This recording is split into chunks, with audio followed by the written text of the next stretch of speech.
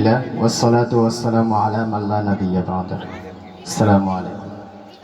পশ্চিম সিংহ, দক্ষিণ পাড়া, বাগেরপাড় শান্তি সমাজ উপলক্ষে শান্তি সংঘ সংগঠন করার যে মাধ্যম পরিকল্পনা নিয়েছে যুবকরা, আল্লাহ যেন এটাকে দীর্ঘ, এটা যেন আল্লাহর সন্তুষ্ট যেন হয়ে যায়, এটা যেন আল্লাহ কবুল করে, সকলে বলে না আমিন।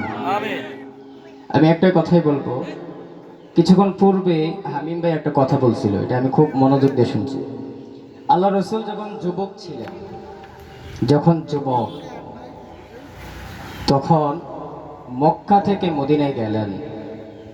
এমন একটা শহর ছিল মদিনা, এমন কোনো গুনাহ নেই যে তারা করে নাই। মাদককে তাদের প্রধান খাবার ছিল এবং জিনা, ব্যভিচার, জীবন্ত মেয়েকে কন্যা সন্তান হলে তারা দাফন করত, আরো অনেক খারাপ। তো এই সংগঠন নবীজি উদ্যোগ নিলেন, যুবক অবস্থায় একটা সংগঠন খুললেন, সেটার নাম ছিল হিফজুল জিলফুল।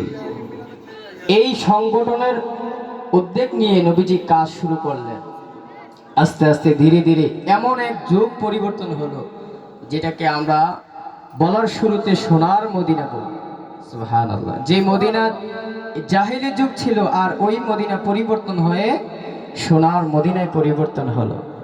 এজন্য আমরা যে লক্ষ্য নিয়েছি, উদ্যোগ নিয়েছি, আলহামদুলিল্লাহ আমি পুরাটা ভূমিকা পড়ছি, সেখানে দুনিয়াবি কোনো স্বার্থ আমি দেখিনি। সবগুলোই আমি দেখলাম যে আমাদের একদম সহজ, যারা মাদক সেবন করে, যারা অন্যায় অবিচার করে, এটা আমাদের সন্তান না? এই সন্তান আমার। কিছুক্ষণ আগে আপনারা দেখছেন নেট দুনিয়ায় ভাইরাল, কন্যা নিজের মেয়ের হাতে বাবার খুন, দেখছেন না? কেন হয়েছে? দিন না থাকার কারণে। সে মাদক সেবন করত, মাদকে আসক্ত ছিল, বাবার হাতে, মেয়ের হাতে বাবা খুন, আশ্চর্য বিষয়। এজন্য অন্তত আমাদের সমাজে যেন এরকম কোনো ঘটনা না ঘটে। আলহামদুলিল্লাহ পুরোটা আমি পড়ছি, সেখানে নামাজের অনেক কথা ছিল। আমি চেষ্টা করব, আমি সকল সম্পাদক সকলকে বিনয়ের বাদে অনুরোধ করব যেন আমাদের সন্তানকে আগে নামাজ শিক্ষা দেয়, কারণ নামাজ হলো সমস্ত কিছুর মূল। আপনি নামাজ ধরাইয়া দেন, দেখবেন যে সে অটোমেটিক সব মাদক, এর চেয়ে বড় কবিরা গুনাহ ছেড়ে দিন। এজন্য নামাজের প্রতি আমাদের সন্তানকে বাড়াইয়া দেন। আমরা অধিকাংশ বেনামাজি হয়ে গেছি, নামাজটা বাড়ায় দেন। আলহামদুলিল্লাহ আশা করি এই সংগঠনের যে নাম নিয়েছেন শান্তি সংগঠন, আল্লাহ তাআলা যেন এই সংগঠনকে আরো সামনে এগিয়ে নেন এবং পুরা যুব সমাজকে যেন ইমানি শক্তি দান করেন, সকলে বলেন আমিন। আসসালামু আলাইকুম ওয়া রাহমাতুল্লাহ। ধন্যবাদ আমাদের সম্মানিত ইমাম সাহেবকে।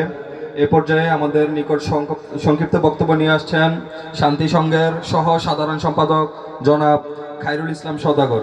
খায়রুল ইসলাম সওদাগরকে সংক্ষিপ্ত বক্তব্য প্রদানের জন্য অনুরোধ করছি।